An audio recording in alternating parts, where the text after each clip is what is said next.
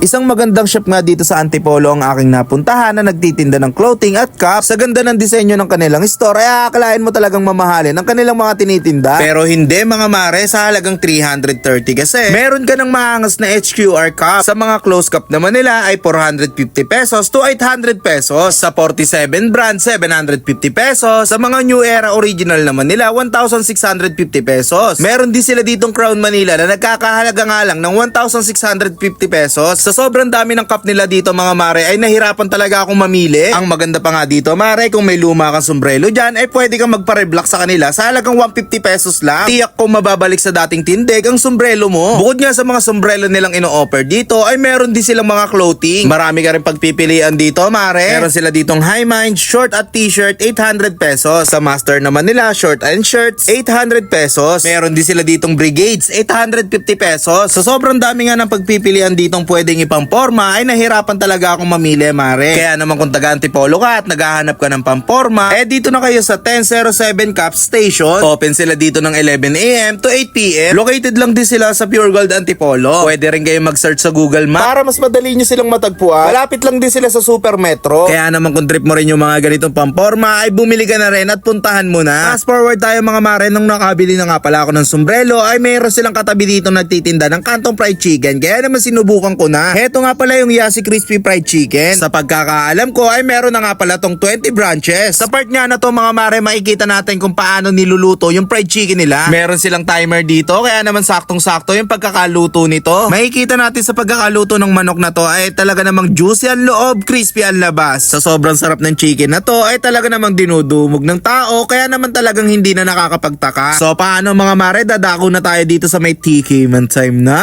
So mga mare, pagkatapos ko nga bumili dito ng sombrero sa may 1007 Cap Station, eh dumiretso ako dito. Katabi lang eh. Katabi lang. Ay no. So bali umorder ako dito ng Thai part. Ay wow. Ano, lucky oh. Grabe, bagong luto. Kaya isang Oh! Ang inat. Mausok oh. Uy, mausok. Ang sarap ng chicken dito. Ito oh. Uy.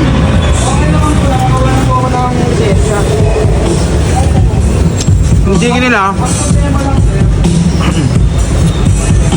kahit walang gravy, ang sarap.